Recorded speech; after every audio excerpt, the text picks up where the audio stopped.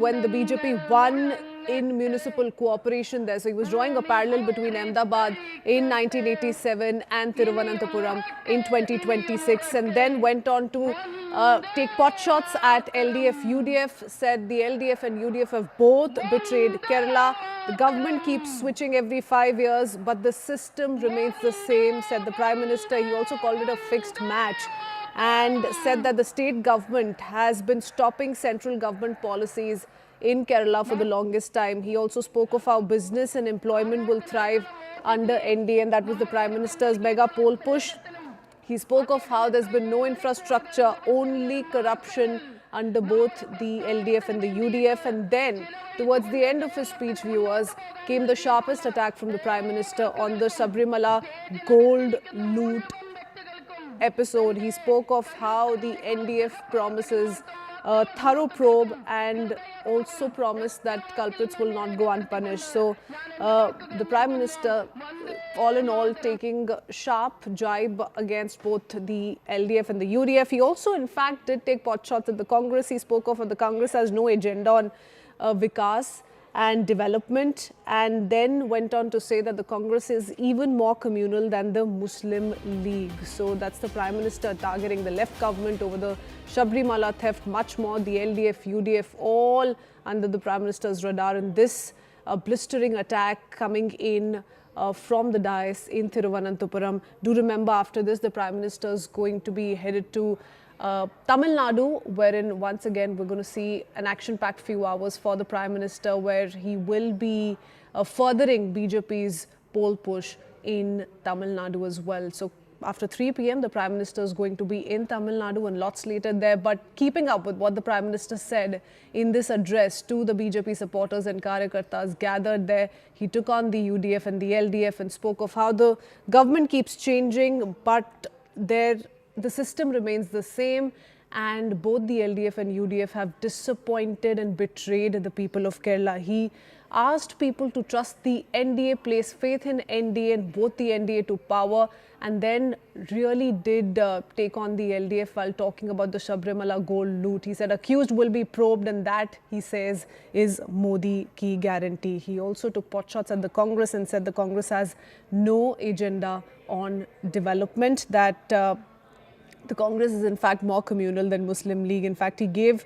the Congress another name. He said Muslim League Maowadi Congress, that this is a Kattar Pantiyo key party. Those were his words in taking on the Congress in Kerala. So the Prime Minister setting the tone for BJP's big southern push in Kerala. That's how his day began. First, of course, he inaugurated a few developmental projects, and on the dais back then was Kerala Chief Minister Pinarayi Vijayan. And now clearly the Prime Minister in this rally wherein he was addressing the BJP supporters and Karyakartas spoke of how the LDF and UDF have subsequently disappointed the people of Kerala. He spoke of how the governments keep switching every 5 years. It's the LDF or the UDF in power, and that the NDA must be given a fair chance. That's all I could bring to you in this edition of News. Thanks for watching. Akanksha Swaroop takes it forward from here. It's been a historic address by Prime Minister Narendra Modi, who's gone on to laud the BJP's performance in Thiruvananthapuram, given that it's the first time that the lotus has bloomed in the mayoral election in Thiruvananthapuram. And using that as an opportunity, he launched a scathing attack on the UDF-LDF duopoly. He's also attacked the corruption-ridden governance over there. He's also spoken about Sabarimala probe, which he's called as Modi ki guarantee. More importantly, he's accused the Congress party of appeasement politics. He's gone on to also indicate that the Congress is more dangerous than the Muslim League. Let's quickly go across to BJP's Shehzad Poonawala, who's joining me on the broadcast. Shehzad, Prime Minister making some very key critical points over there. I'd like your assessment first. LDF and UDF are the two sides of the same coin of corruption and appeasement politics. Left goes with Hamas and UDF Congress goes with Jamaat. They both have been involved in the Sabarimala gold loot. It is not loot, it is also sacrilege, because they have allowed this loot of the gold They have allowed the loot of ghee. They have allowed the desecration of the faith of the Hindus, and they are both more anti-Hindu than each other. One allies with the Muslim League, other allies with Jamaat. They therefore are the two sides of the same coin. They both are responsible for corruption and appeasement in Kerala, and Prime Minister has rightly called out those two parties. And we are giving guarantee. Those who have desecrated the great Sabarimala temple, they will be brought to book when the BJP government is formed. What's also interesting is the mention of the year 1987 and how critical it was for the state of Gujarat. He's referred to how it was the first time in the Ahmedabad municipal elections that BJP made a mark, and ever since there's been no looking back for the Bharatiya Janata Party in Gujarat, and he's drawn that analogy today for Thiruvananthapuram and Kerala. Do you think that will actually come true? Absolutely. In 1987, we first started by the Kamal being, implanted in the Ahmedabad Municipal Corporation. और वहाँ पे जब से कमल खिला, फिर गुजरात कमल में हो गया. Similarly, in Thiruvananthapuram also, the Kamal has already been seen there, and we have won that corporation. And very soon in Kerala, there will be a Rashtravadi government, because both left and Congress, they are anti-India parties, they are anti-Hindu parties, and they are doing corruption to the extent of looting Sabarimala. And also, we have won for the first time an MP seat in Kerala. So our Kamal has already started blooming in Kerala, and very soon you will see a Kerala BJP government. Shehzad, going to request you please stay with me, because I'm also joined in by Ramesh Chennithala of the Congress Party. Mr. Chennithala, your first thoughts on Prime Minister's attack against the Congress Party, calling you more dangerous than the Muslim League itself? Narendra Modi, the Prime Minister, spoke in Trivandrum, and his speech is totally against the facts. I feel that he is trying to project that BJP is blooming, Lotus is blooming in Kerala. Where is Lotus blooming in Kerala? Only in Trivandrum corporation, they have not got majority. They are the first largest party now. No other parts of the Kerala, the Lotus has not bloomed. So I don't feel that his statement is correct, factually correct. And also we are fighting with the CPM in there. Definitely we are fighting against the Sabarimala issue, and we are the only party fought against the misdeeds of CPM government in Sabarimala, and also we are continuing to do that.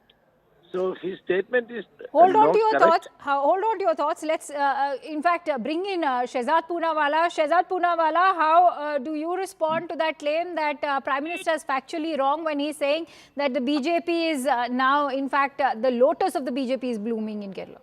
Let me, with due regard to Ramesh Chennithala ji, ask him two specific questions. One, Chennithala ji, the loot of Sabarimala began when UDF was there, and in fact with your MP and with Sonia Gandhi, the main accused has been spotted, Unnikrishnan Potti. What do you have to say about that? One. Two, you have recently allied with Jamaat, and Jamaat is saying we want Islamic Republic, yet you have not left Jamaat. You are taking support of Jamaat in Baipol and in Wayanad and every place. And even the left has called you out for this alliance with Jamaat. What are your comments on these two issues, sir? Mr. Chennithala. Yeah, one thing I wanted to make it very clear, that Sabarimala, to protect Sabarimala and the beliefs of the worshippers are being protected by the Congress Party only. We are not in any place, anywhere in the loot of the Sabarimala. Those people who are looted, they are in the jail. Why the BJP is silent on that? Why BJP is silent on that?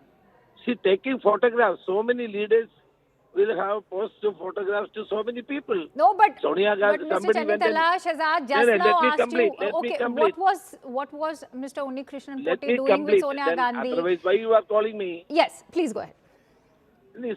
Somebody is going to meet Sonia Gandhi and take a photograph. Now, that means Sonia Gandhi is involved in it. What are you talking, brother? What are you talking? Every leader will have so many photographs with the people in various parts of the country. We all take photographs. Mr. Chennithala, equally dangerous was the comparison of, in fact, calling the Congress Party, as a Maoist appeasing party. You also continue to support the Welfare Party, which is floating the idea of an Islamic state. What happens to the secularism that the Grand Old Party is endorsing all the time? We are other to the principles of secularism. We are the only parties fighting for the secularism in this country. We are not soft to the Maoists. When I was Home Minister, we had done our level best to curtail their menace of terrorism unleashed by the Maoists there. This is factually incorrect, which he is saying.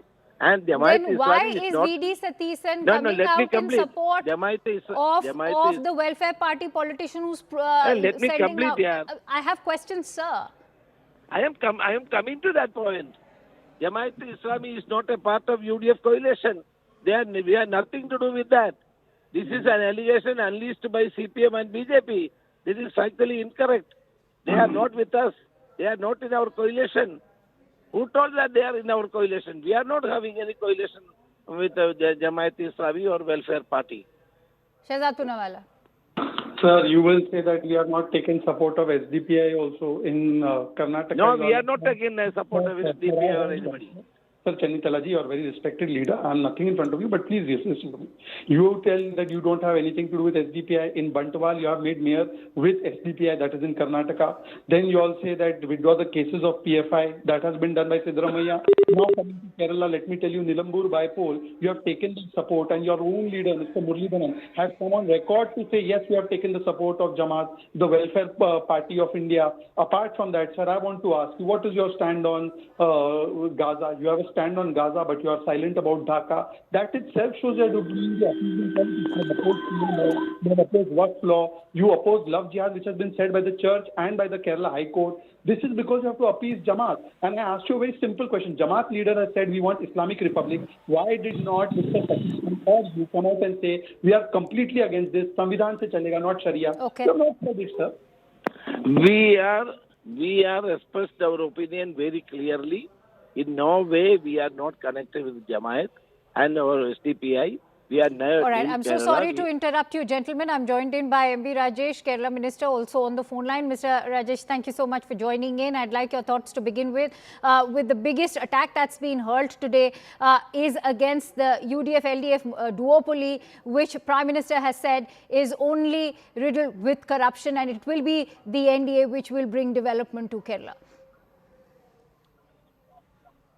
Mr. Modi, Honorable Prime Minister of India, is befooling the people of our country by making such statements. Kerala is number one in terms of Sustainable Development Index by Niti Aayog, presided over by Prime Minister himself. So his own agency has found that Kerala is number one in sustainable development goals. Kerala is number one in health and education. Kerala has been acknowledged as the number one state in the National School Quality Index for the last 7 years of LDF rule. And recently, Kerala surpassed United States' lowest infant mortality rate. It is 5.61% for US, and Kerala infant mortality rate is lower than that. Now it is only 5 per 1 lakh live births. Which is commendable. Which is commendable, these Mr. are the Rajesh. data.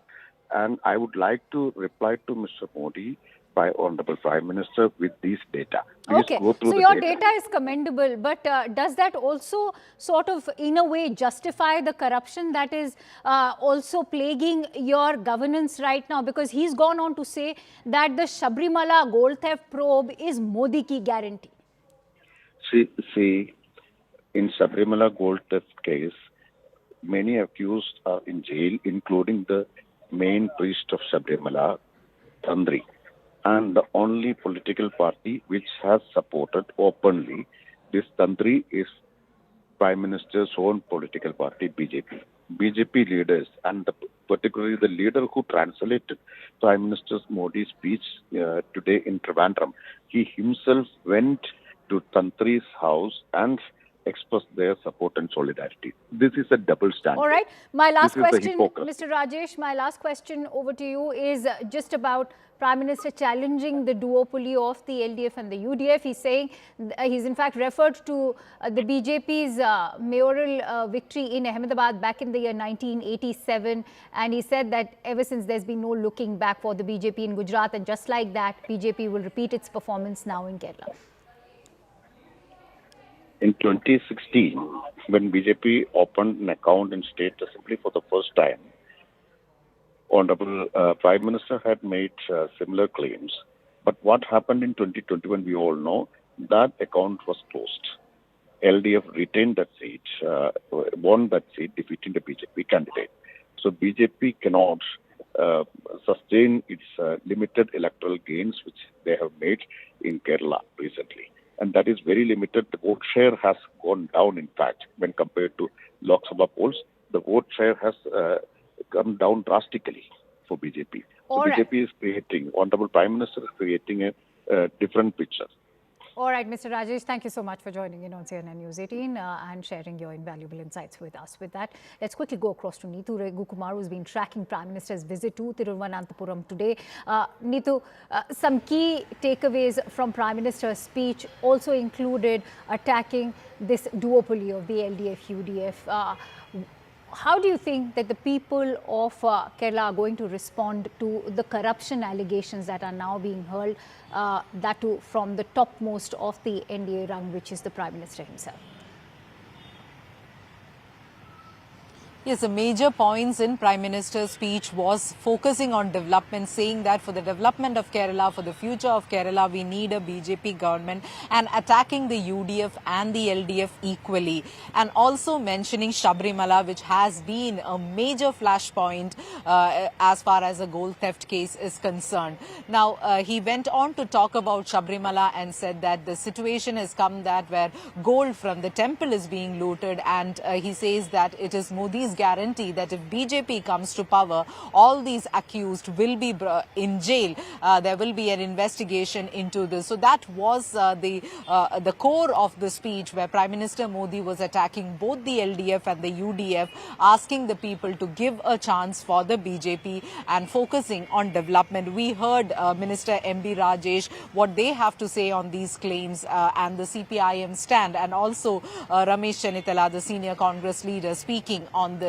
So we heard from Minister Rajesh, when we speak about Sabarimala, what the CPIM is saying is that they are also taking this politically and saying that the Tantri, the chief priest, is one of the accused in the case, and the only party that is supporting the Tantri or who has gone to the Tantri's house and extended support is the BJP. So this is the double standard of BJP. Even when the Prime Minister is coming and saying this, many of the accused are in jail. There is an SIT investigation going on, closely monitored by the High Court, and one of the accused, Tantri, who has been arrested, the only party that is supporting them is BJP. So that is a CPIM stand, and they are also going to utilize this politically. We heard Congress coming out with their side to what the Chief Minister, the Prime Minister has attacked the Congress, stating that they are going in for this appeasements. They are not strict on the Maoists, and you heard Ramesh Chennai saying that neither the Jamaat nor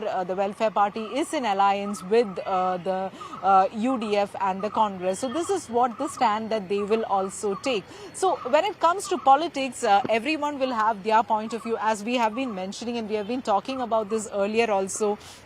Till the arrest of the chief priest or the Tantri, the CPIM was really in the back foot in this, because former Devasam board presidents, including a former CPIM MLA, was arrested in connection with this. But ever since the arrest of the Tantri, they have got some leeway to talk this. And now we heard Minister Rajesh himself saying that politically, see, your party is supporting one of the accused, and you're coming here and saying that, oh, we will bring all the accused to task. So that's actually a roundup of how the Sabarimala gold theft probe is also shaping out to be politically.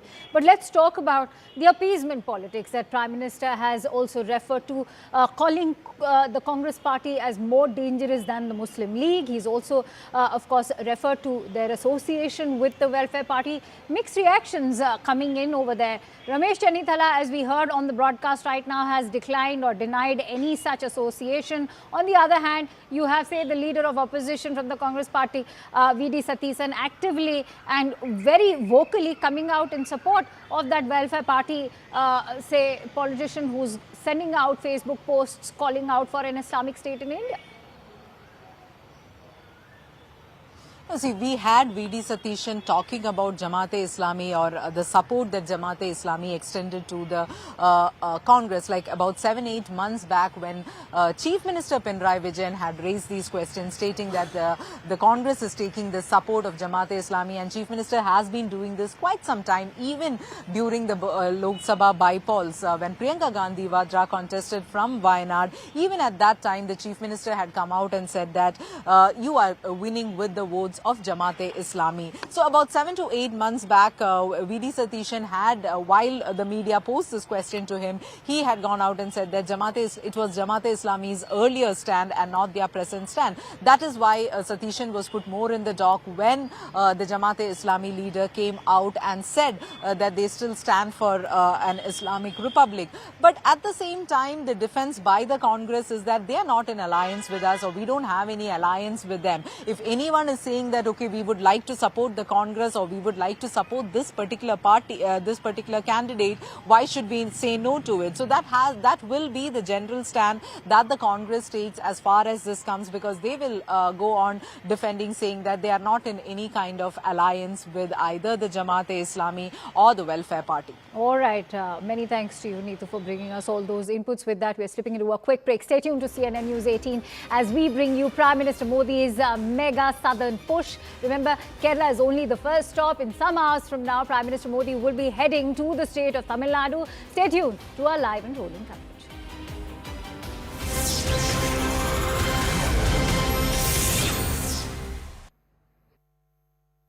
This budget should be a budget of consolidation, make expenditures more relevant for the economy and for the people of the country, and addresses these priorities, the priorities of unemployment, pollution and environment. I think that would be a great budget. Watch me live, Subhash Chandra Garg, on CNN News 18 on the budget day.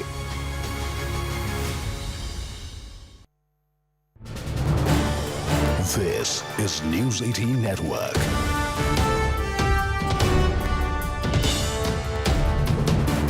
India's largest news network. और साथियों,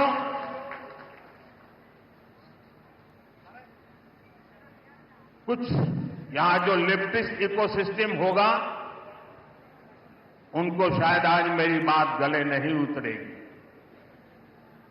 लेकिन मैं आपको बड़ी मजबूती के साथ, तथ्य और तर्क के साथ मेरी इस बात की ताकत क्या है वो बताना चाहता हूं।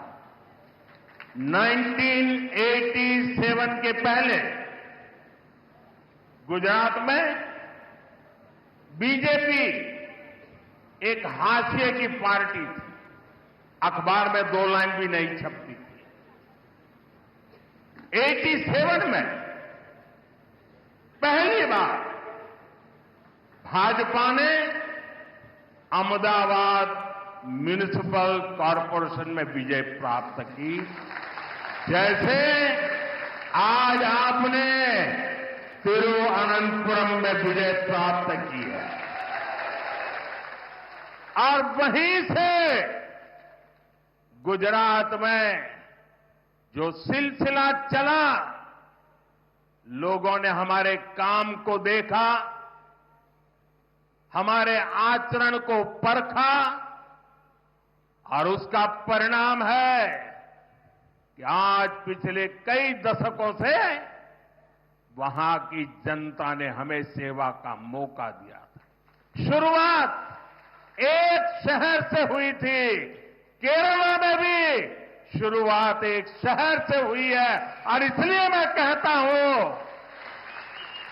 अब केरला भारतीय जनता पार्टी पर अभूतपूर्व विश्वास करके हमारे साथ जुड़ चुका है।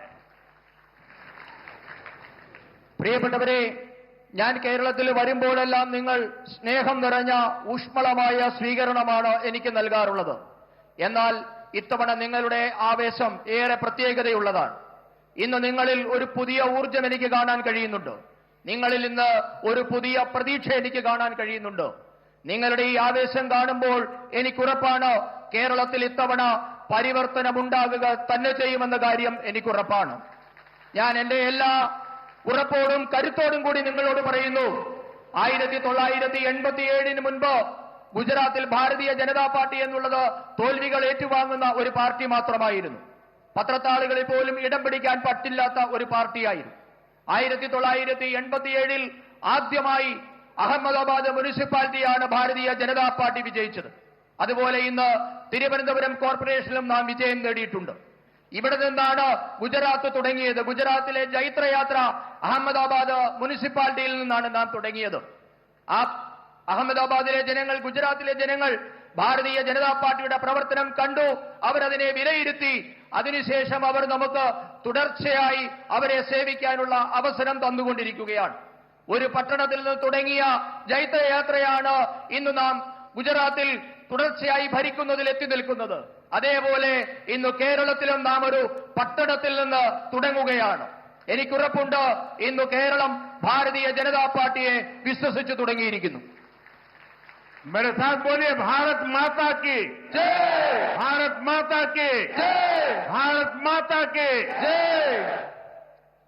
एंडे सुहृदगळे, तिरुवनंतपुरम में बीजेपी की जीत साधारण नहीं है. यह ऐतिहासिक है, अभूतपूर्व है. तिरुवनंतपुरम ने केरला में बीजेपी सरकार की नींव डाल दी है. तिरुवनंतपुरम नगर निगम में आपने बीजेपी को सेवा करने का अवसर दिया. इसकी गूंज केरल में ही नहीं बल्कि पूरे देश में सुनाई दे रही है. ये गुड गवर्नेंस के लिए काम करने वाली पार्टी की जीत है. ये जीत विकसित केरला बनाने के संकल्प की जीत है. और ये जीत एलडीएफ और यूडीएफ के करप्शन से केरला को मुक्त करने के कमिटमेंट की जीत है. मैं बीजेपी पर भरोसा जताने के लिए यहां के हर मतदाता का, एवरी वोटर का अभिनंदन करता हूं. नन्हे തിരുവനന്തപുരം. പ്രിയപ്പെട്ടവരെ, തിരുവനന്തപുരത്തെ ഭാരതീയ ജനതാ പാർട്ടിയുടെ വിജയം അസാധാരണമാണ്, ഐതിഹാസികമാണ്, അത്ഭുതപൂർവമാണ്. കേരളത്തിലെ ഭാരതീയ ജനതാ പാർട്ടിയുടെ ഭരണത്തിന് തിരുവനന്തപുരം അടിത്തറയിട്ട് കഴിഞ്ഞു എന്ന് നമുക്ക് പറയാം. തിരുവനന്തപുരം കോർപ്പറേഷനിലെ ജനങ്ങൾ നിങ്ങളെ സേവിക്കാൻ ഒരവസരം ഇന്ന് ഭാരതീയ ജനതാ പാർട്ടിക്ക് നൽകിയിട്ടുണ്ട്. തിരുവനന്തപുരത്തെ ബിജെപിയുടെ വിജയകാഹളം കേരളത്തിൽ മാത്രമല്ല. Welcome back. This is a CNN News 18 mega exclusive news break as we are learning that the European Union's presence in India's 77th Republic Day is going to be significant, crucial, especially rattling the Khalistani groups and ISI, because the presence of Antonio Costa and the EU President Ursula von der Leyen as the chief guests on India's Republic Day is a strong belief in India's sovereignty and global stature by the European Union. In fact, top intelligence sources have informed us that Indian agencies have traced foreign funding being routed through charities, Hawala channels and digital transfers that ultimately supported terror modules in Punjab. And perhaps India is now looking towards EU when it comes to aiding its fight as far as terrorism is concerned. So you can expect EU nations to join hands with New Delhi now in counter-terrorism efforts, especially when it comes to addressing the menace being spread across Indian soil when it comes to the ISI or even the Khalistani groups. As we are being told is that Indian agencies are currently also addressing European diplomats with regards to the threat that the ISI and Khalistani groups are causing to India. And you can expect the European Union to now be on the same page. More importantly, it's a strong message being sent out to Pakistan that it is the wider West The Europe, which not only believes in trade relations with India, but also has faith in India's sovereignty. Let's quickly take this forward with Siddhant, who will add more perspective to this. So Siddhant, what can India expect now from EU, especially when it comes to addressing this kind of Hawala funding, which is funding the ISI and Khalistani groups? Well, that's right. So, intel sources are telling this to Manoj that Indian agencies have traced foreign funding routed through charities, Hawala channels, and digital transfers that ultimately supported terror modules in Punjab.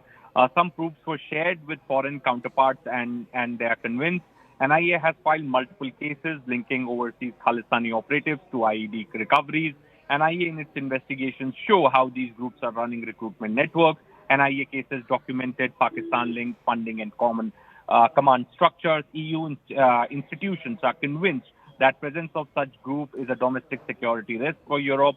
In fact, recent attacks probed by NIA and charge sheet in 2025, grenade attacks on Punjab Minister Manoranjan Khalia house in Jalandhar, April 2025, and 4 accused charged and found links with Babar Khalsa, etc., etc. So, definitely it is a concern, and in fact, defense and security is a very major area of cooperation between India and the European Union. In fact, this time around also, when the trade deal will be announced, there will also be some development as far as defense and security cooperation is concerned. So definitely there is an existing mechanism, and in fact, there's also going to be an elevation in that mechanism which we are expecting at the time of the visit. Many thanks to you, Siddhant, for putting that into perspective for us. Let me quickly bring in retired Major General A.K. Sivach, who's also a defense expert, joining me on the broadcast. Add more perspective to this. As Siddhant was also highlighting right now that we can expect an elevation in, say, the EU-India counter-terrorism efforts. How do you think both can join hands, given that EU has in itself sort of borne the brunt of terrorism perpetrated by the wider Gulf and even Pakistan? No doubt about it. As far as this visit is concerned, the President of EU Commission, who's coming now basically to attend the Republic Day parade, and thereafter there are chances of free trade agreement signed on 27th of January. Now, a number of other issues will be discussed, and this counter-terrorism issue is very much, important both for European Union as well as India.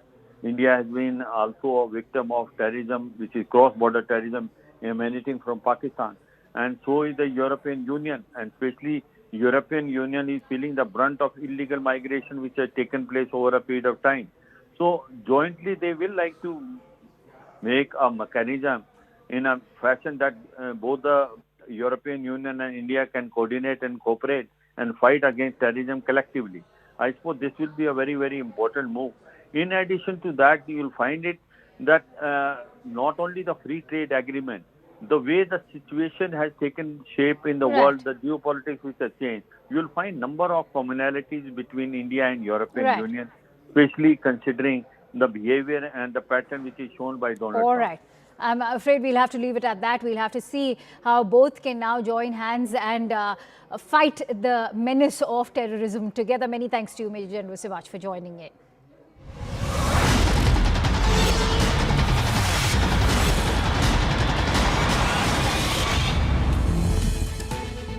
Welcome. You're watching Simply South. I'm Akanksha Swaroop. And coinciding with Prime Minister Modi's visits, the controversy over the G Ramji Act continues to rage on in the poll-bound states of Kerala and Tamil Nadu, among others. After Kerala, a resolution was passed in the State Assembly of Tamil Nadu against the bill today. This as Chief Minister Stalin has called for ending the tradition of starting the first Assembly session with the governor's customary address. He's claimed governors were acting as party agents and undermining elected governments.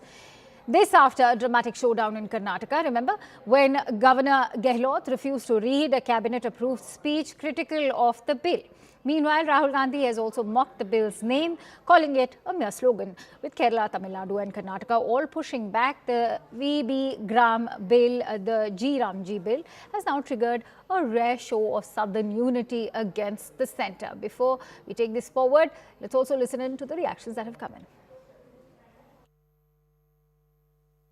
नोटबंदी, गलत GST और अब ये इसका नए law का नाम क्या है? मैं नाम ही नहीं जानता हूं इसका। क्या है? ग्राम जी क्या है? ग्राम जी पता नहीं क्या। हाँ। Our alliance is intact. Now we have formed a good alliance, formidable alliance. The problem is in the India alliance. The problem is within the Congress. Manik Thakur has told he is going on leave.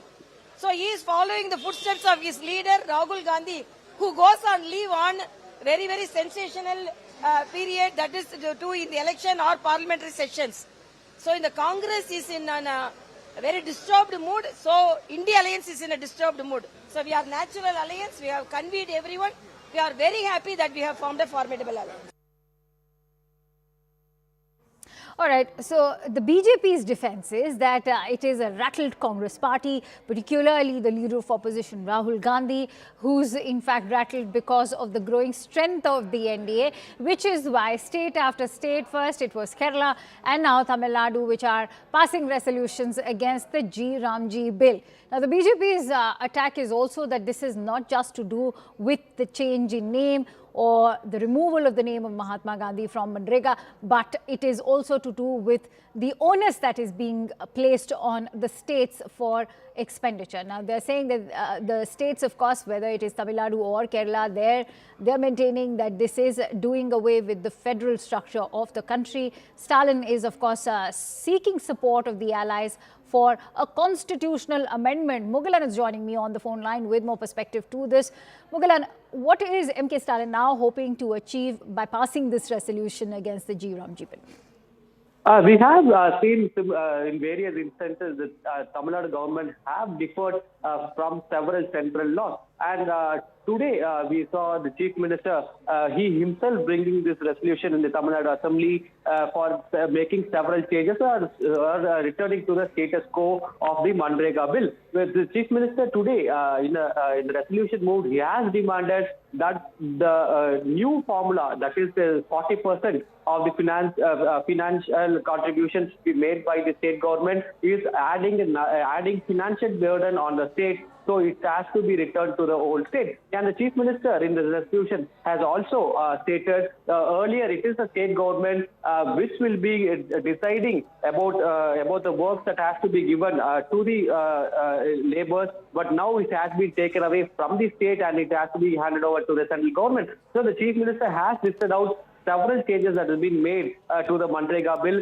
and he's also the Chief Minister has also criticized the central government for removing Mahatma Gandhi's name from the bill. As soon as the resolution was moved, it was put to discussion, and very surprisingly, we have seen the ADMK also have supported the bill. The ADMK also have stated that they have criticized the central government, and they have also communicated to the central government about their displeasure in moving the Mahatma Gandhi's name from the bill. And after a discussion, now the resolution has been passed unanimously. And more important to note that the BJP was not present when the resolution was passed in the assembly today.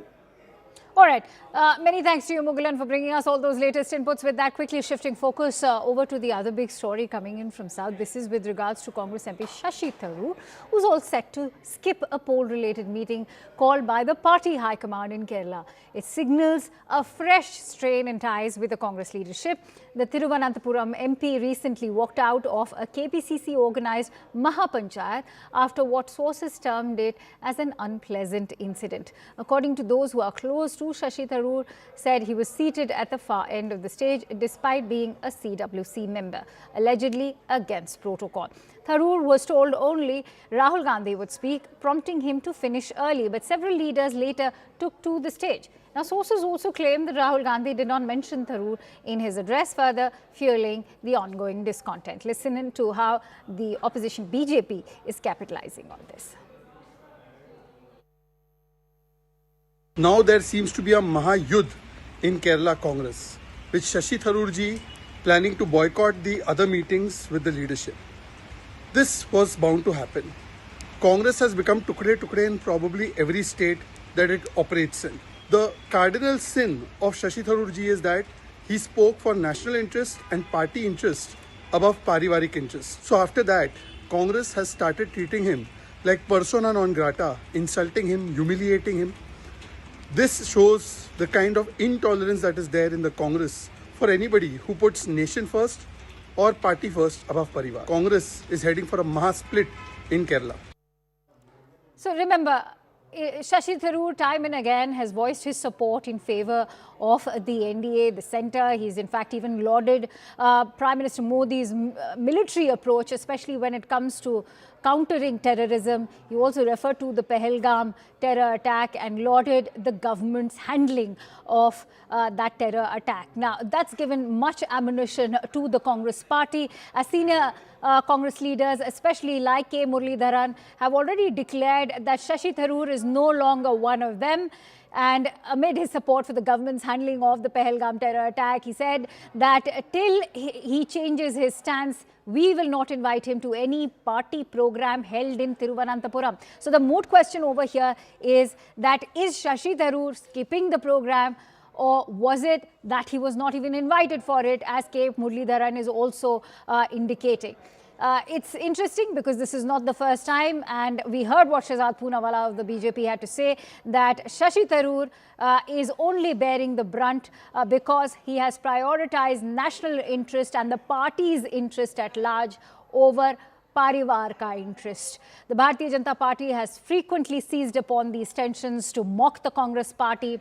They've of course highlighted the internal divisions within the Congress party just ahead of the crucial state election. Let's quickly go across to Pallavi Ghosh, who will put this into perspective for us. Pallavi, what will this mean in terms of timing just ahead of the state elections? No, I think the timing is also very interesting, Akanksha, that the Prime Minister is Thiruvananthapuram, and we know that Shashi Tharoor is a member of Parliament from Thiruvananthapuram. But unlike the previous times, he was not present there on stage, even though it was a kind of a development and state event, and the focus was on the capital of Kerala. But look at the sequence of events in the last 24 to 48 hours. First of all, that the entire information starts coming out that how Shashi Tharoor was snubbed. In an ideal situation, he should have been there present today at the 2:30 p.m. meeting. He's not going to be here. He's at a literary festival in Kerala. And the second important thing, of course, is the fact that the rift within the Congress party almost seems complete. He said something which I don't think any congressman would want to hear, which is that Prime Minister also has a tough job. He was, of course, talking in the context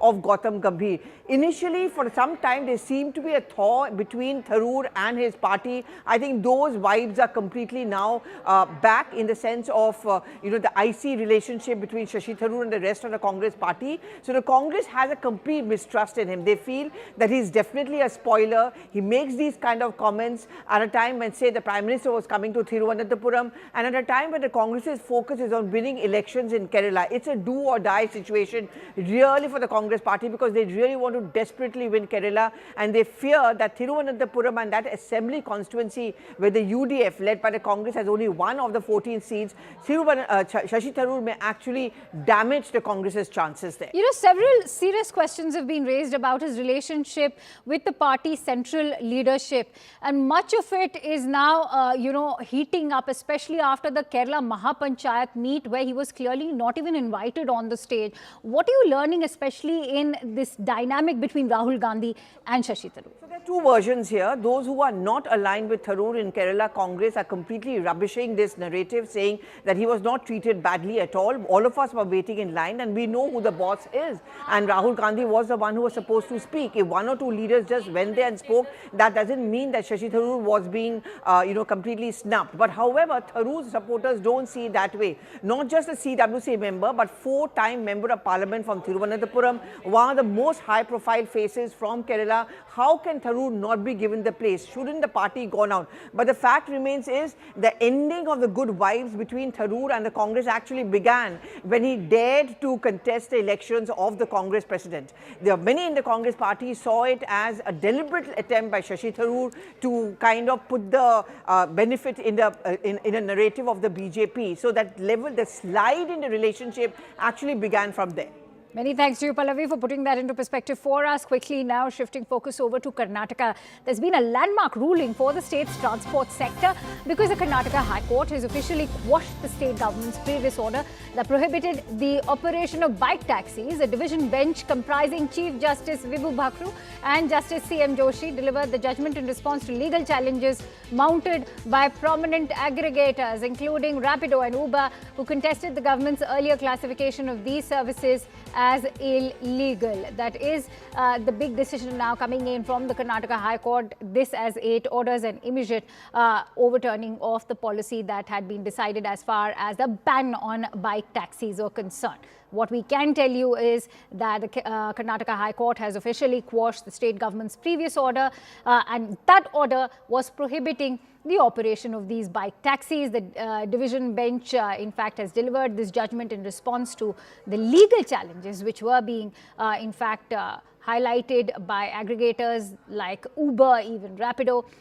They were contesting the government's earlier classification of these services as illegal. But the Karnataka High Court now coming up with an order for an immediate new policy overturning that ban. Let's quickly go across to Afreen Hussain, who will shed more light. Afreen, if you can take us through the critical observations made by the Karnataka High Court, and what does it mean when it's talking about a new policy to be formulated? Well, absolutely, Akansha. This is a landmark ruling for the state's transport sector. The Karnataka High Court has officially quashed the state government's previous order that prohibited the operation of bike taxis on the roads here, and a division bench comprising Chief Justice Vibhu Bhakru and Justice C.M. Joshi delivered the judgment. And this comes in response to legal challenges mounted by prominent aggregators, including service providers like Rapido and Uber, who contested the government's earlier classification of these services as illegal. Now, by lifting the ban, the court has not only cleared the path for the resumption of bike taxi operations, but has also issued a direct mandate to the state government to draft and implement a formal regulatory policy to govern this service. Now, this decision is expected to provide significant relief to commuters and gig workers alike. Remember, we saw a lot of protests that went on when the bike taxis were banned from gig workers as well as commuters. It's especially very helpful for college students who would like to travel across the city, spending minimal amount. All of these people had protested when the bike taxis were banned. Now, this decision is expected to provide relief to them, and it also marks a shift toward the formal integration of bike hailing services into urban mobility framework. Right. Remember, the court has now allowed for registration of bikes now to be registered as contract carriages as well. Many thanks to you, Afreen, for bringing us those inputs. Shifting focus now over to Telangana. This as BRS leader K.T. Ramarao has appeared before the Telangana SIT in the phone tapping case. Remember, he was summoned in this entire case, and Ramarao was questioned at the Jubilee Hills police station over allegations of illegal surveillance during BRS regime. Speaking right before his appearance, Rao, who was the municipal administration minister during the BRS government, said he has done no wrong or involved in any illegal, immoral activities during his stint in power. He further said there has been an attempted character assassination during the last several years by Congress by making such kind of wild allegations. Listen in to the reactions. To divert the entire issue of the coal scam, why are BRS opposition MLAs KTR and Harish Rao being targeted? Nevertheless, as law-abiding citizen, Harish Rao went and appeared. KTR also will go and appear, because this whole phone tapping is just a web series of Revant government who is involved in corruption, contracts and commission scandals and want to divert their issues from their failed governance of no deliver of 6 guarantees, no promises, absolute failure of governance, and totally they do not want anyone in Telangana to speak about their scandals, contracts, commissions and corruption. If the government agrees to give the scam to CBI, we are ready for it, but the scope of the investigation should be right from the BRS time to present time. Mr. KTR and Mr. Harish Rao, both of them are afraid that they will be exposed, so they are also now trying to sail along with Congress to blame the government of India. 2015 में जब हमारी government थी तेलंगाना में, तब एक चोर को हमने पकड़ा था 50 लाख रुपए के सहित। एक बैग में 50 लाख रुपया लाके हमारे एक एमएलए को खरीदने की साजिश में एक चोर पकड़ा गया था। वो चोर आज दुर्भाग्य की बात यह है कि वो चोर आज चीफ मिनिस्टर बन गया तेलंगाना का। ऐसा है, आप जो कर रहे हो, बार बार हमारे लीडरों को बुला के हमें फ्री पब्लिसिटी दे के, हमें कोई तकलीफ नहीं, आप जितने भी बार बुलाओ आएंगे, क्योंकि हमने गलत कुछ किया ही नहीं, तो डरने की क्या बात है। और दूसरी बात ये भी कहेंगे आपसे, आज हमारे पार्टी के लीडर और हमारे पार्टी ने इनकी करप्शन को एक्सपोज किया। मैं पूछना चाहता हूं, मुझे सबूत दीजिए। आप जो 2 साल से स्लैंडर कैंपेन चला रहे हो मेरे खिलाफ, 2 साल से जो मेरी कैरेक्टर असैसिनेशन आप कर रहे हो, इसका विक्टिम मैं हूं। अगर इसका कोई दोषी है तो रेवंत रेड्डी है। All right. Now, why does KTR's presence become so crucial as far as the summoning by the Telangana SIT is concerned? Because Rao was the municipal administration minister during the BRS government. Of course, as you heard what KTR had to say, he's saying that he has done no wrong or he's not been involved in any kind of illegal, immoral activities, and that it was Revant Reddy who had in fact been arrested by the BRS back in the year 2015. He was carrying 50 lakh rupees as a bribe to buy over an MLA from the BRS. But more importantly, KTR is also maintaining that neither he nor Harish Rao have anything to hide, which is why they will make that presence before the Telangana SIT, as has already been done by Harish Rao. In some time from now, we can expect KTR also to make that presence. But what's interesting is that the BJP is capitalizing on this face-off between the BRS and the Congress party. Let's quickly go across to PV Ramana, who's joining me live on the broadcast with more details on this. Ramana, shed more light on why is this being labelled as a diversionary tactic by the BRS? Now, actually, KTR, BRS working president KTR is the SIT office in Hyderabad. Now he will be asked questions about the phone tapping which was happened in the tenure from 2020 to before 2023 itself.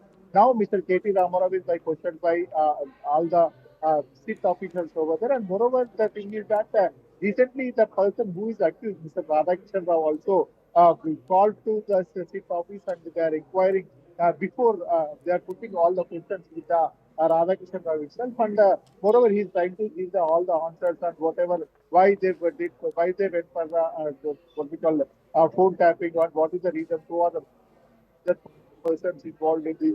All these questions posed, SIT officials is posing all the questions. And moreover, it is becoming a lot of political issue in the state of Telangana, because K.T. Ramarao clearly is alleging that the government intentionally they are doing that, they are going for the vendetta politics in the state. So there is nothing in this case and nothing to do with this in this particular case. That's what exactly goes from the BRS working president, K.T. Ramarao. Many thanks to you, Ramana, for bringing us all those latest details. With that, shifting focus now over the speculations as far as Tamil Nadu is concerned. Let's talk about the power solidifying alliances which are being struck in Tamil Nadu just ahead of the assembly polls. Just amid the speculations of TVK Congress talks, Tamil Nadu Congress president has mocked Vijay and his party symbol whistle and said that Tamil Nadu people are not a crowd that whistles on command. This as just soon after the TVK has come out with its party symbol being that of a whistle. And let's also listen into a reaction that has come in. தமிழ்நாட்டின் வரலாற்று சிறப்பு மக்கள் whistle அடிக்கிற குஞ்சுகள் அல்ல, அந்த கூட்டத்தின் தலைவரும் அல்ல, தன்மான தமிழர்களின் தலைவன் என்பதை இந்த தீர்மானத்தின் மூலமாக நிரூபித்து காட்டியிருக்கிறார்.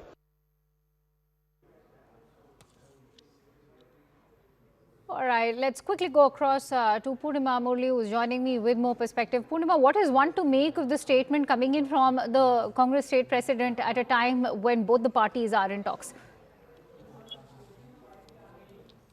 Well, Tamil Nadu Congress President Selva Perundagai's speech in the State Assembly mocking Vijay and the party's symbol, which is whistle, clearly puts an end to the speculation that's been doing the rounds between TVK and Congress.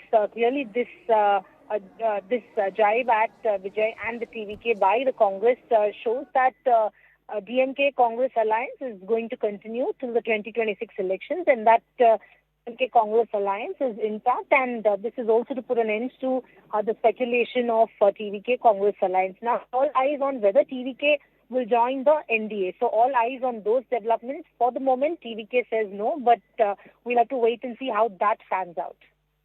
All right. Many thanks to you, Purnima, for bringing us all those latest inputs. And that's all I have for our viewers in this edition of Simply South. Thank you so much for watching. News and updates continue on the other side.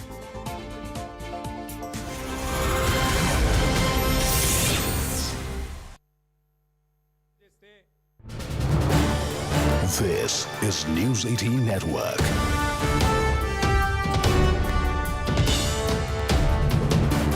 India's largest news network. और साथियों,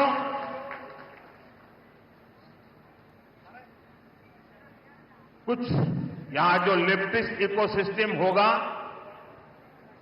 उनको शायद आज मेरी बात गले नहीं उतरेगी, लेकिन मैं आपको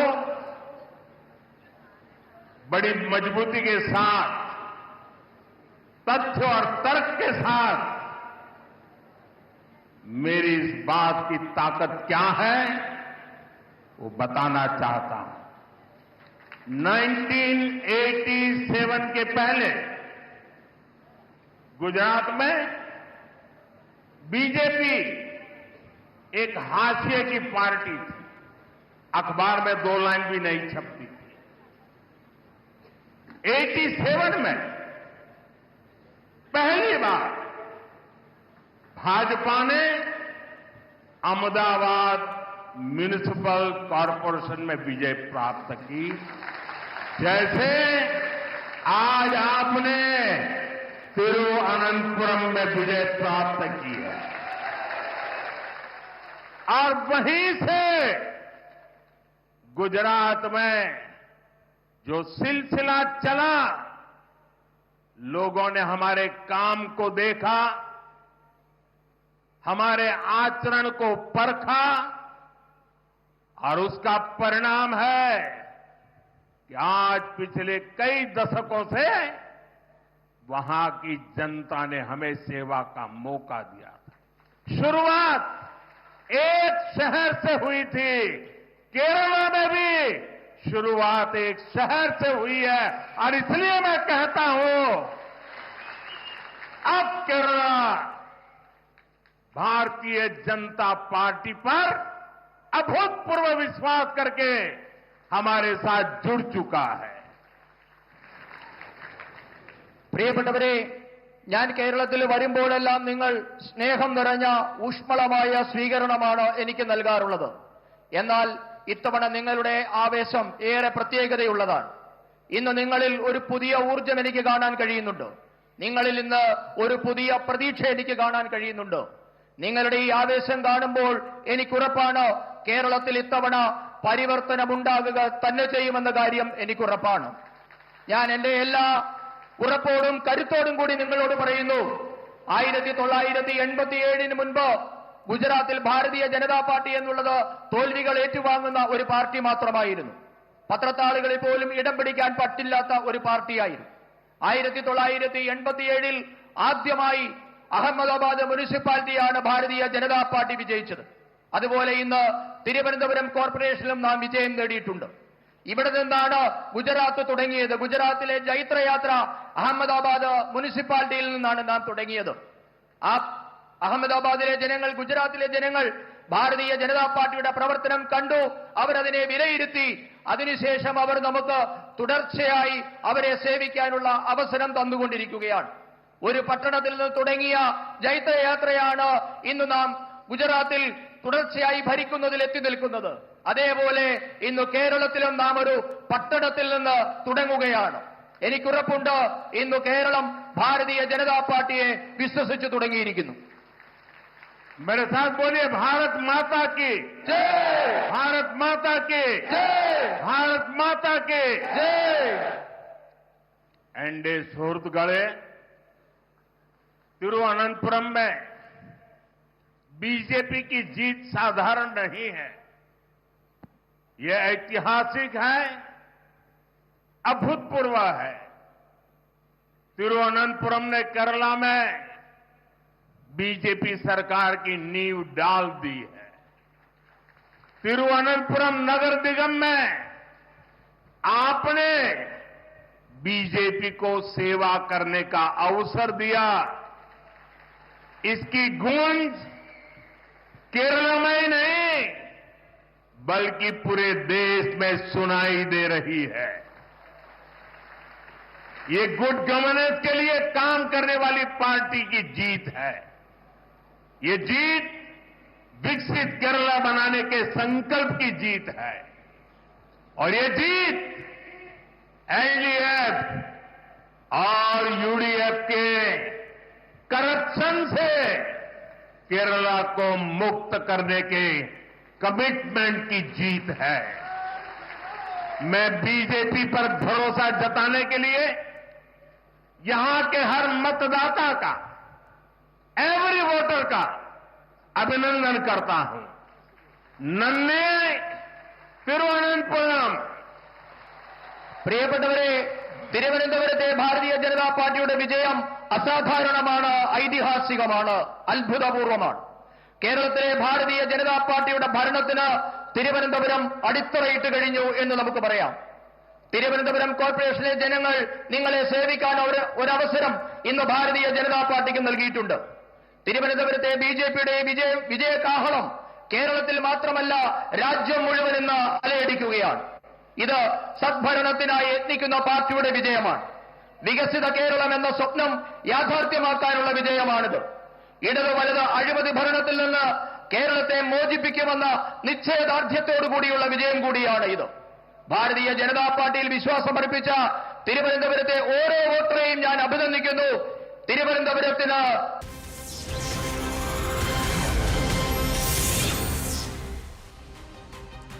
Good afternoon. You're watching CNN News 18. I'm Akanksha Swaroop. Let's begin with the headlines we're tracking at the top of 2 p.m.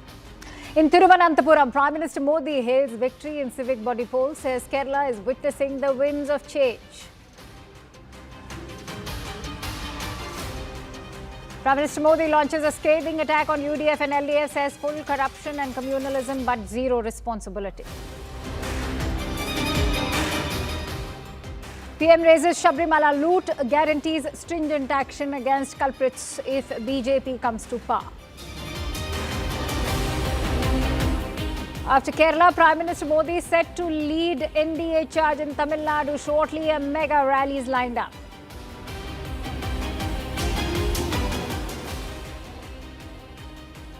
All southern states unite against G. Ramji bill. After Kerala, Tamil Nadu passes a resolution against the bill.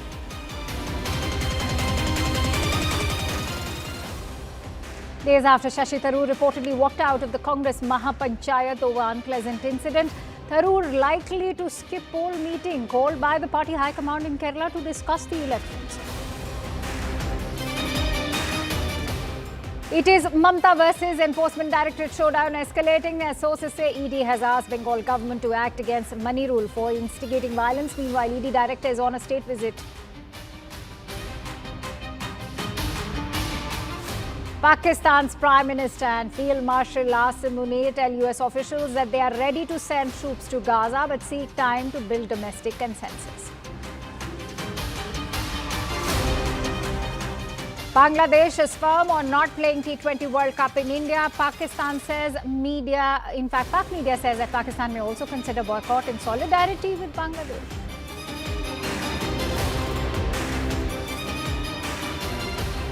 Congress MP Shashi Tharoor is set to skip a poll-related meeting called by the party high command in Kerala today, signalling a fresh strain in ties with the Congress leadership.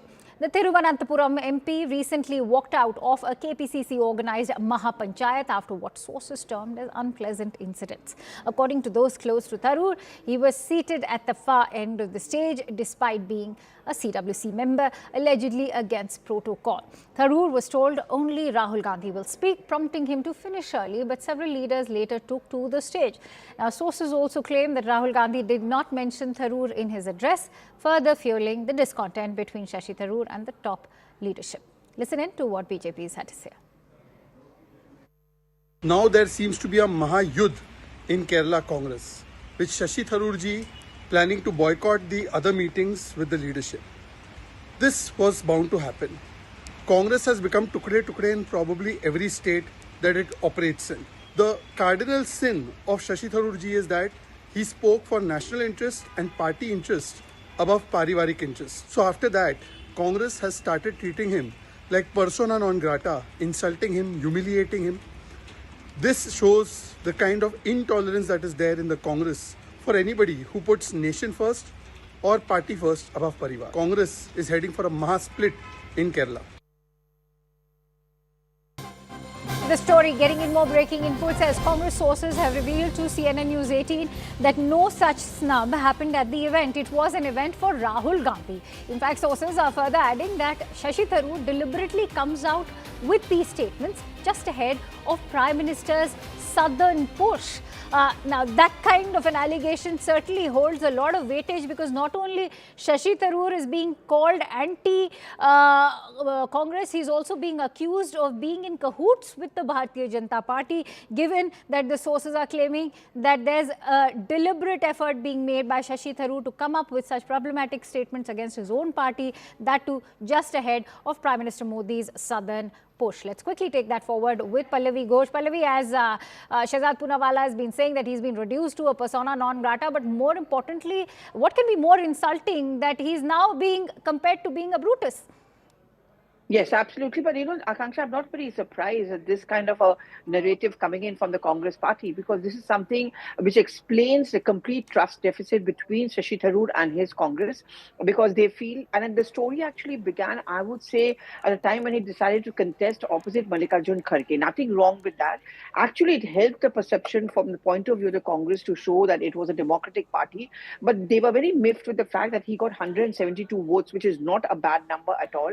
And they felt that when Tharoor knew that Kharge is unofficially the official candidate, why did he deliberately go around and campaign wholeheartedly? That is because they feel that he did it only because he wanted to give an issue on a platter to the BJP. Consistently standing by the government on national interest issues, coming out with public statements, all of it is something which has upset the Congress. I would say there was a lull, there was a thaw, but that is when he spoke on behalf of the party on the G Ramji issue, when he took part in the Congress protest. But again, that seems to be very temporary. It again fell off after that incident which took place at the Mahapanchayat meeting. And then I think the worst thing, according to the Congress party, he did was when he said that the Prime Minister has one of the toughest jobs when he was defending Gautam Gambhir. So that is what Congress sources are telling me, that how long do you expect us to keep on accepting Shashi Tharoor the way he is? I mean, he knows that we are upset with Prime Minister. He knows that he is a political opponent. But look at the timing. Just a day before the Prime Minister is to go to Thiruvananthapuram, he comes out with this statement about the PM. Pallavi, the other question that also comes to mind is that what is in it for Shashi Tharoor if he continues to support the government at the centre or the BJP, given that Rajiv Chandrasekhar is currently the it boy, especially if you look at Thiruvananthapuram? Well, Tharoor has always gone on record to say in the multiple interviews that there is a life beyond the political party. Sometimes I'm going to think of issues not from the prism of the party I belong to. I think that's the narrative he wants to come in from. You're right, but remember, Rajiv Chandrasekhar also contested opposite him. He's a 4-time member of parliament. He still has a lot of time, or almost another 4 years to go, and we'll have to wait to see whether he goes in for a political sannyas, whether the sannyas will be from the Congress party, whether it will be towards the BJP, whether it could be an independent supported by the BJP, or whether he is just going to stay himself off active politics. He's created a cult around himself, no doubt about that. He's beyond the Congress party in many ways. So we'll have to wait to see what kind of a political decision he takes. But all I can say quickly is, if he's thrown out by the Congress, he gets to become the martyr, which the Congress doesn't want to make him. And, he also gets to keep his seat. So I think Congress is also going to wait till the Kerala elections are over before they take a call. All right. Many thanks to you, Pallavi, for shedding light on that big controversy that's been brewing for quite some time. Let's quickly go across to Neetu Regukumar, who will shed more light on the timing of this. Neetu, shed more light on the timing of this. Perhaps that's what's also rattling the Congress party at the moment, given that we speak on a day Prime Minister is making that mega push in not just Kerala, but also Tamil Nadu. That's correct. The timing is also being questioned by the Congress leaders. But officially, the Congress leaders in the state has been saying that he has other appointments and that is why he has not decided to participate. That is a stand that they have taken here. And ahead of elections, we don't see that the Congress state leadership or other leaders coming out and making any more statements because they don't want this to be out in the open, though sources close to Tharoor has confirmed to us that he was upset after this Mahapanchayat, and that is the reason why he is not attending this meeting in Delhi today. So the Congress leadership really doesn't want things to come out in the public, and that too he's an MP from Thiruvananthapuram.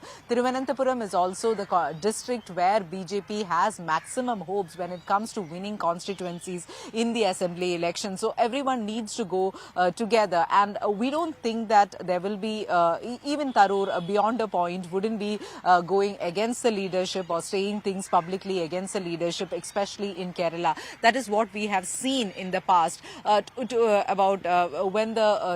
2 days there was a Congress meeting in Wayanad, we saw the pictures and the video coming out with all of them together, be it V.D. Satishan, the opposition leader, the KPCC president, K.C. Venugopal, Tharoor, all of them sharing light moments. Tharoor coming out and saying that I have never gone against the party. Who said that? It is y'all who have been creating this. So, but that was short-lived after the Mahapanchayat. We know that Tharoor is again upset. But the Congress leadership in the state also don't want any kind of untoward discussions at this time on these lines, because their focus now is on the assembly elections. And unlike the Congress that we have seen in the past, especially in Kerala, when it comes to seat sharing and multiple people staking claim and differences out in the open, this time we are seeing a different Congress, more focused. Even before the local body elections, that was the case. In Thiruvananthapuram Corporation, they announced their candidates even before the election dates were announced, and it was the left and the BJP who announced the candidates later. So that is what they are aiming at ahead of the assembly elections also, to bring out candidates to because for them this is a do or die battle, right? Because last time they were hoping that they will come back to power, but they couldn't. So they will also try to hit pause on these controversies for the moment. The question is, for how long can they hit that pause? Because remember, the initial signs of friction appeared back in late 2022. Let's also give you a sense of history involved to this entire spat that's been brewing for quite some time. In 2022, Shashi Tharoor set off on his solo Malabar tour, meeting local leaders, students and professionals in northern Kerala. While it looked like an outreach effort on the surface, many in the party, including the leader of opposition, V.D. Satishan, and KPCC chief K. Sudhakaran, saw it as being very different in nature. In November 2022, the Youth Congress withdrew from hosting Tharoor's talk on Sangh Parivar and challenges to secularism. It was slated to be held in Kozhikode. Neither the State Congress nor the Youth Congress cited any reason for the unexpected move. But sources in the party have claimed that the Youth Congress leaders in Kozhikode withdrew from the event at the behest of a section of Congress leaders. Your guess is as good as mine. Now, in February of 2025, Tharoor's article in an English daily that praised the entrepreneur growth in Kerala under the LDF government kicked off a political storm in the state, with his own party questioning the basis of it. The same very month, Tharoor appeared to have ruffled his own party's feathers yet again by purportedly underscoring the absence of a leader in Kerala's Congress in a newspaper interview. Arguably, Tharoor also appeared to advocate for his candidacy as the party's leader, and this, remember, is just ahead of the 2026 assembly polls. Now, in May last year, Shashi Tharoor's vocal support for Operation Sindoor drew sharp criticism from the Congress leaders. What were his remarks? That included a claim that India crossed the LOC for the first time in 2016. That was seen as undermining the Congress-led UPA's claims of surgical strikes. In June last year, Shashi Tharoor also told reporters in Thiruvananthapuram that he had not been invited to campaign for the Nilambur byport, although the party denied this. It is, in fact, the support for the government at the centre, especially when it comes to its foreign policy, that has also irked the Congress party. On that note, getting in some more breaking inputs. On Tharoor versus Congress, the BJP MP Sudhanshu Trivedi has said that Congress will have to face a test in Kerala, love in Delhi and a fight in Kerala. Oh my God, this is terrible. So the BJP already now getting ready with their set of ammunition, attacking this fresh face-off that is brewing between Congress and Shashi Tharoor. In fact, the latest one to now take pot shots at the Congress party is the BJP MP Sudhanshu Trivedi, who's saying that it will be a litmus test for the Congress party as far as Kerala's assembly polls are concerned, because they may want to show that all's well as far as the national capital is concerned. But there's already a fight brewing in Kerala, and this is terrible. Let's quickly go back to Neetu, who continues to stay with us. So Neetu, the BJP has already come up with its attack. In fact, it's sharpened its attack. This after we heard Shehzad Poonawalla, now Sudhanshu Trivedi, in fact, also questioning the top brass of the Congress party.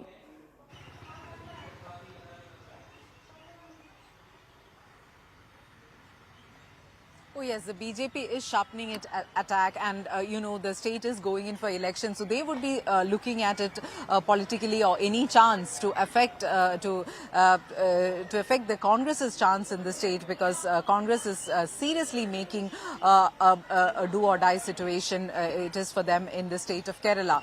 But see, from whatever we have seen between Tharoor and the Congress leadership in the state, it has always been there has been a lot of issues, as we had said that on the day of Nilambur bypolls, it was on the day of bypolls when the polling was going on, when we reporters spoke to Tharoor asking him about campaigning in Nilambur, he actually said in Thiruvananthapuram that he was not invited, and the Congress party immediately coming out and issuing a letter which showed that he was actually the star campaigner and he was abroad, and this was when he was leading the mission related to Operation Sindoor abroad. That is when and that is why he couldn't be part of it. So this has been going on even when Tharoor made this related further. They have we can talk it out, and that is what we will be trying to do. After that, we saw the peace process and this Wayanad meeting, which I keep saying, because at that time it was clear that there has been some kind of an agreement reached with both sides putting this to rest for the moment. But again, after the Mahapanchayat, we are seeing this. Now we'll have to wait and watch whether the state leadership will reach out to him, or for quite some time the state leadership has been taking an approach of wait and watch. Let's see what he does. We are not going to act on it or comment on it. Let him say whatever he wants. This was the attitude that the state leadership had taken, but they can't really afford to do that ahead of the assembly elections. And as you rightly highlighted, they cannot afford to do that just ahead of the assembly elections. Could this in fact cost the Congress party itself, given that Shashi Tharoor is a highly popular politician from the Kerala capital?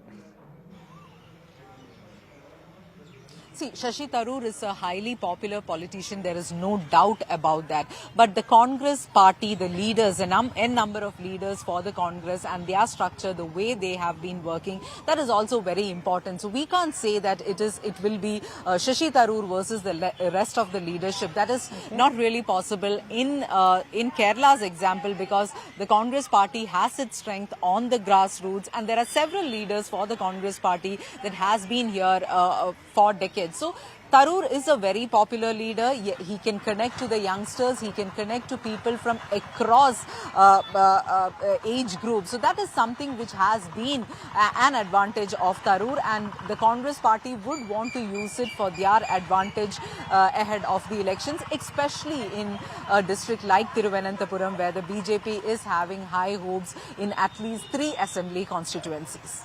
The BJP is, of course, trained the guns at Congress party, referring to the love in Delhi. They are also indirectly calling it hypocritical, because Kerala is going to be that much needed litmus test. Having said that, how could, in fact, the BJP capitalize on this on a day when Prime Minister has already emphasized on the need for development in the state?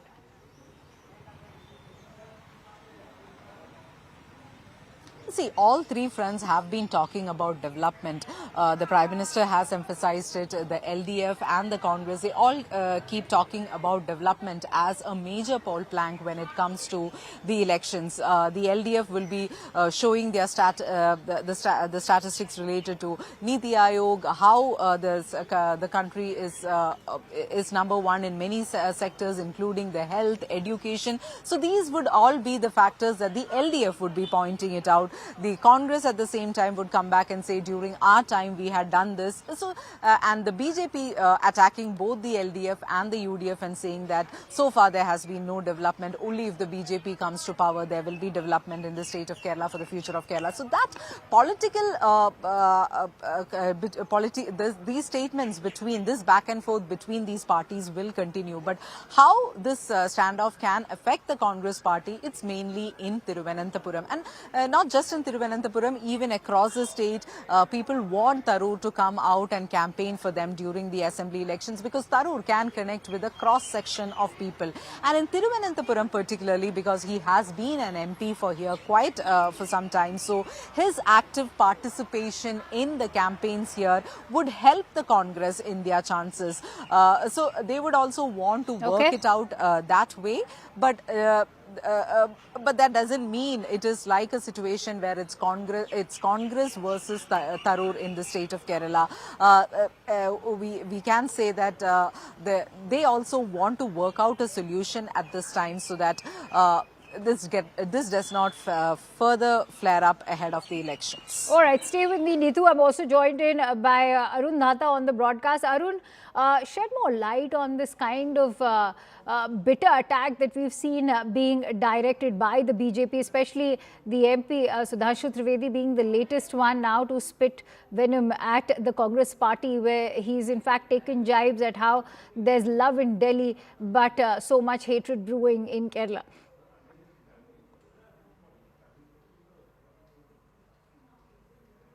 Arun, can you hear me?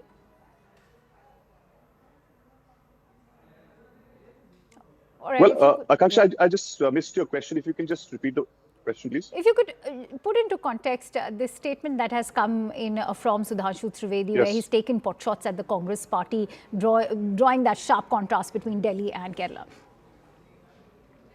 Well, see, that's right. We all understand that Kerala is a poll-bound state, and of course the focus is going to be there for the BJP, because the kind of result which they got in the municipal elections, especially in Tirupati, they have their mayor there, which is unprecedented result for the BJP, and BJP understand this. And now this latest controversy amongst the Congress leadership between Shashi Tharoor and the top leadership, BJP of course is getting fodder there, and therefore we just heard Sudhanshu Trivedi taking that pot shot at the Congress leadership and talking about that love-hate relationship.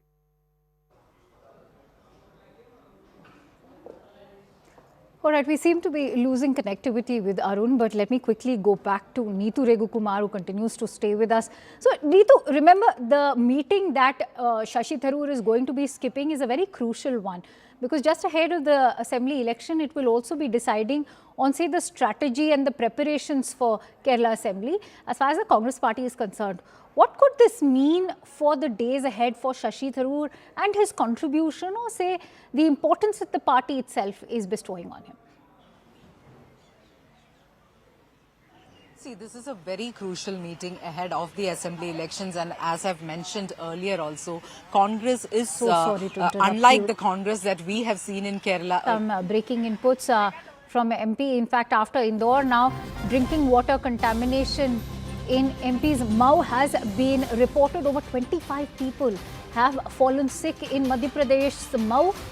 Indore collector Shivam Verma has now reached Mau late at night.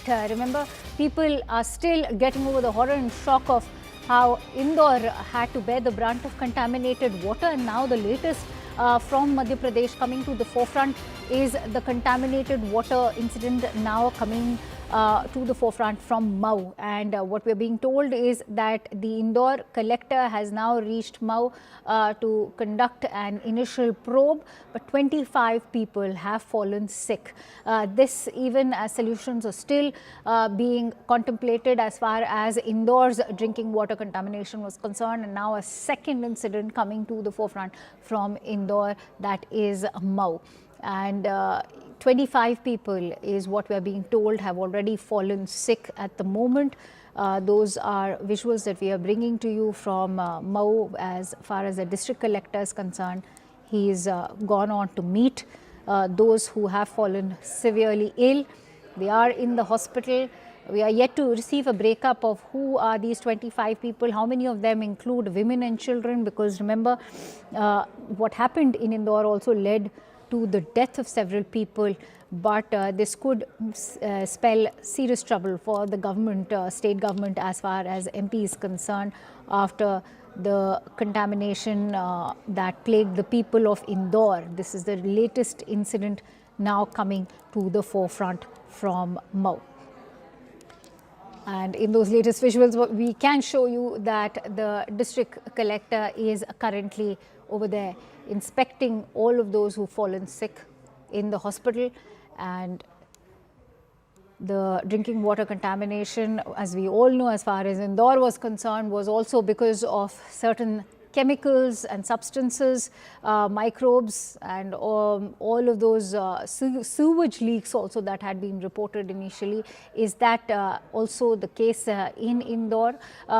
Is that also the case in Mau? Is something that is going to be probed. But let's quickly take this forward with Anvit, who brings us more details. Anvit, what are you learning in terms of the current situation? It's deplorable that 25 people have already fallen sick.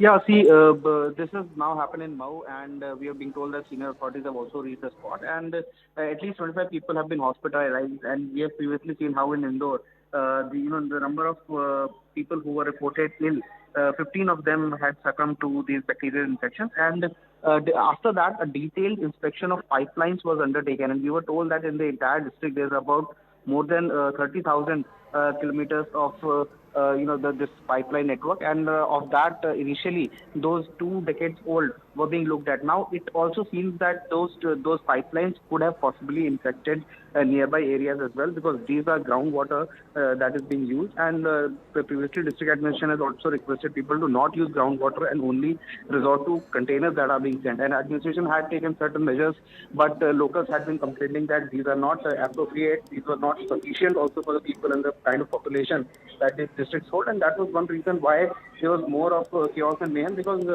it led to water shortage. Now in Mau also reports are coming in that water supplies have been cut, and it also may lead to certain water shortages in certain areas. The administration, we have spoken to certain people, and they have said that they are trying to make up with the supplies of container water, but initially they won't be sufficient. But the administration is saying that all efforts are being made. At the same time, some of the injured who were reportedly fallen ill and they have been taken to hospitals, they have also probably their samples have been taken, and it also appears to be bacterial infection like it was reported in the Indore case. So a lot of reports are awaited, medical report, detailed reports are awaited, and also administrative inquiry that has been initiated. The initial reports of that are also awaited. So that will certainly make clear whether it is the same kind of infection, whether the leakage of sewage water in the potable water pipelines is the same thing that has happened in Mau also, right? Or would there be different reasons for this? So remember, Anvit, 7 people had lost their lives in the Bhagirathpura area of Indore because of contaminated water. Now that's the concern which is also going to arise in Mau. The question is, what are you learning in terms of the severity of the sickness? Any serious illnesses being reported there? Also, we can see the district collector is very much there. What are you learning? Has there been a statement issued by the district collector or the health department officials? See, initially there were 7 deaths, but gradually the district administration had to admit that 15 people had died, and we had been reporting since the beginning that the death toll is 15 in Indore. Even in Mau, initially people have only been reported ill. The cases largely remained of diarrhea and of stomach ache and vomit. And we have been told that they are under strict medical supervision, and many of them are also in, their illnesses are serious in nature. We are being told that a detailed medical bulletin will also be issued in this regard. When we spoke to some people in administration, they said that they will also come up with a formal statement on this as to what grievous nature are these illnesses are, right, and what has actually caused these people to fall ill. Many thanks to you, Anvit, for bringing us all those latest inputs on that breaking news story. We will keep a hawk's eye on the latest developments, given that we've already seen what transpired in Indore. We bet the state government cannot afford a repeat of that in Mau as well. With that, quickly shifting focus over to Gaza.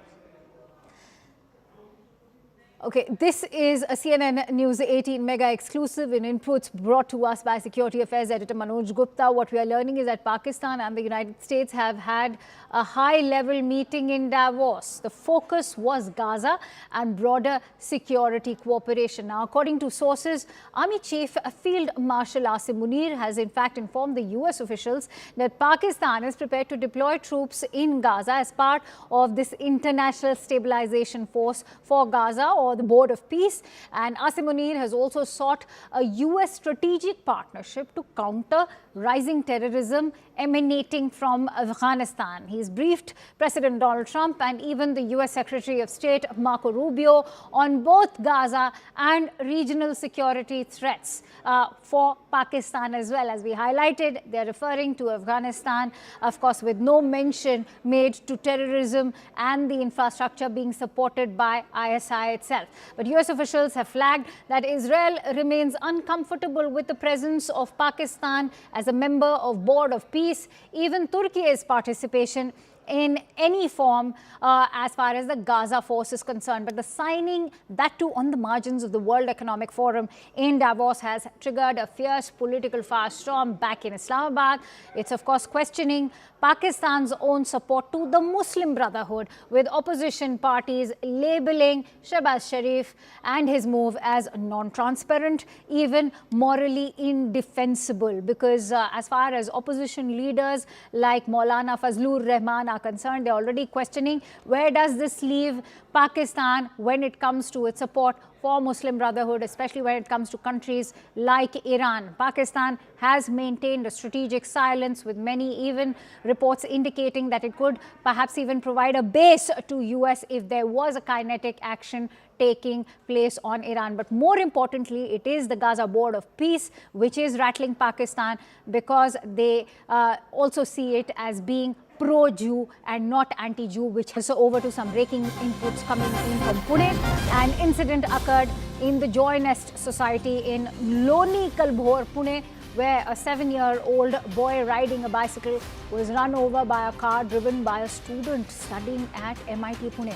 The entire incident was captured on CCTV camera. 7-year-old Nishkarsh Ashwath Reddy died in this horrifying, deeply tragic accident. As you can see, he was run over by the car in a society, is what it appears to be. It's in fact the Joy Nest Society in Loni Kalbhor in Pune. This deeply, deeply disturbing and tragic incident took place as the 7-year-old boy was riding this bicycle, was run over by a car driven by a student who's currently studying in MIT Pune. As you can see, this horror has been captured on CCTV. Nishkarsh Ashwath Reddy, his parents, of course, are deeply inconsolable right now and battling grief. He was just 7 years of age. He died in this terrible, tragic accident. What also the questions being raised right now is why was this car, when it was inside the society, speeding, and why did it not place the brakes on time? Let's quickly go forward with Yesha Kotak, who will add more light on this news story. Yesha, a very disturbing story coming to the forefront. What more can you tell us? Any action taken against